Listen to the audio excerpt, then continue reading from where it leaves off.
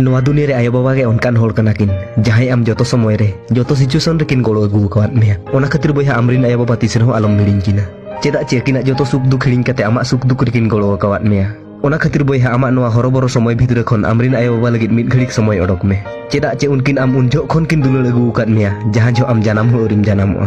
जुदी जहां जो आमरिन आयो बाबा आम चितान रे रगे अड़िस ते जहाना किन मेतामा एनखान ओना खराब आलम भबिया चेदा चे ओना रगे अड़िस भितर रहो आम लगित दुलड़ दो उकु कना मेनते भबी जंग मे बया नोआ कथा दो अड़ी गे सरिया आबोरिन आयो बाबा आबा जीवन निरे नपाय हुयु लगित ते किना जीवन किन आलाय गिड़ी का मेनखान एनते रहो गिद्रा तायम ते मारांगाते को कुली किना उकुर आले लगित चेद बिन चिकालेआ बया उइहर दोहो का मे नोआ कथा जे जानम तीस रहो आर दोहड़ा बाम जानम रुवाड़ दाड़ेया नोआ दुनिया रे हजार होड़ेम नाम को आम साउते जीवन खंडाव लगित मेनखान आमा हजार गलती के रुवाड़ लगित ते आर एटा आयो बाबा दो तीस रहो बाम नाम दाड़ेया किना तीस रहो आमरिन आयो बाबा चितान रे रगी ते आलम कथाया चेदा चे उनकिन गे आम रोड़ किन चेद अकाद मेया ओना खातिर दिन गे आमरिन आयो बाबा तिकिन सम्मान आर गुण चालाकिन मे